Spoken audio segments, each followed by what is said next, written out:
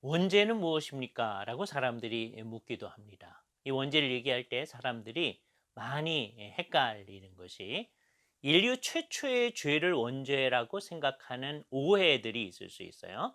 근데 여기서 구분이 필요합니다. 아담과 하와가 범한 죄, 하나님께서 금하신 실과를 가서 따먹은 것이죠. 그것을 우리는 인류 최초의 죄라고 얘기합니다. 그 최초의 죄를 범했을 때 정말 놀라운 일이 일어나게 됩니다. 상상할 수 없은 일이 일어난 것이죠. 하나님께서 선하게 창조하신 인간들이 타락한 상태에 있게 되어졌습니다. 자, 이럴 때 사람들에게 놀라운 변화가 일어나는 건데, 첫 번째는 죄를 지었음에 대한 책임을 감당해야 됩니다. 그것을 죄책이라고 얘기하죠. 첫 번째 죄에 대한 죄책이니까 첫 번째 죄책이라고 얘기해야 됩니다. 그래서 아담과 하와의 첫 번째 죄에 대한 책임을 져야 된다. 형벌을 받아야 된다라고 하는 거예요. 그와 동시에 그 전까지는 인간성이 선하고 옳은 것이었는데 이것으로부터 떨어진 인간성의 부패가 일어났습니다. 이것을 우리는 최초의 부패라고 얘기합니다. 이 최초의 부패는 인간성 전체를 다 더럽게 만들었죠. 그 때문에 인간들은 계속해서 죄를 더 짓게 되어집니다.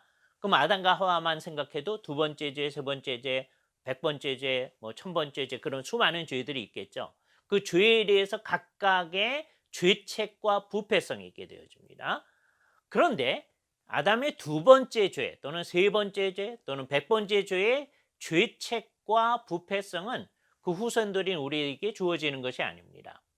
오직 아담의 첫 번째 죄에 대한 죄책과 부패성만이 우리들에게 주어지는 것이죠. 그래서 아담의 그 첫 번째 죄에 대한 죄책, 형벌받아 마땅함, 그것하고 인간성이 처음으로 부패하게 되어진 것, 근원적 부패성이라고 하는 두 가지를 우리는 원죄라고 얘기하는 것입니다. 그래서 아담의 경우에 있어서는 자기들이 잘못함으로 말미암아서 원죄가 있게 되어진 것이죠. 그리고 이 원죄 때문에 그의 두 번째 죄, 세 번째 죄 이런 것들이 있게 되어진 것이죠. 우리는 아담 안에서 타락한 인간성을 가지고 태어났다는 것이 원죄를 가지고 태어난 것이죠.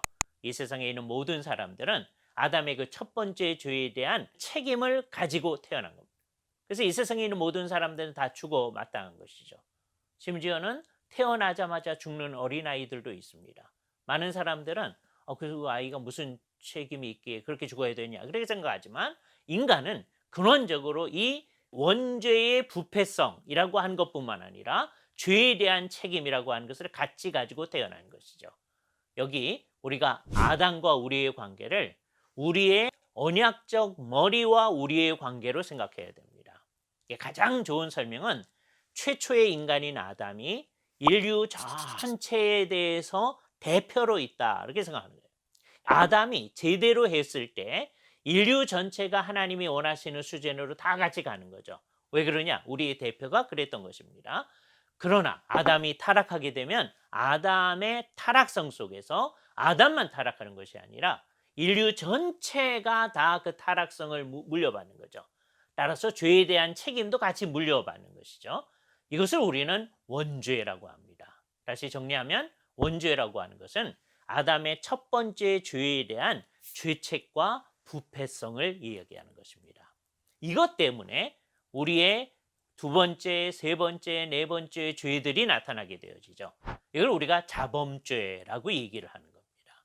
이것을 영어로는 actual sin이라고 얘기해요. 우리가 범한 죄들이라는 거죠.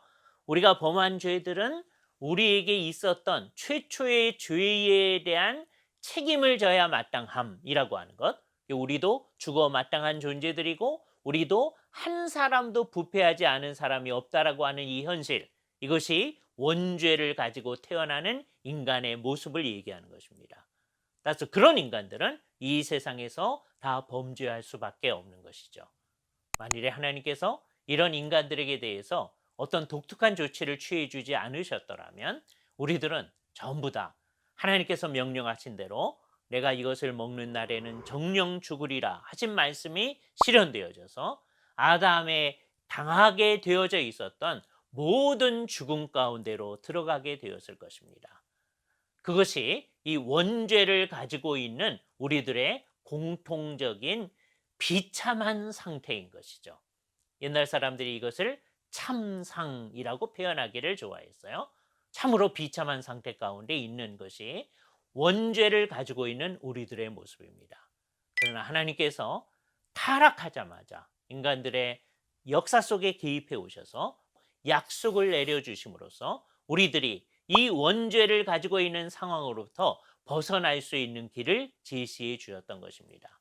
우리는 그것에 대해서 하나님께 감사를 하게 되어지죠. 하나님의 은혜의 약속에 대해서 감사하면서 우리는 우리의 현실을 원죄를 가진 인간이라고 하는 현실로부터 지금 현재 생각할 수밖에 없는 것입니다.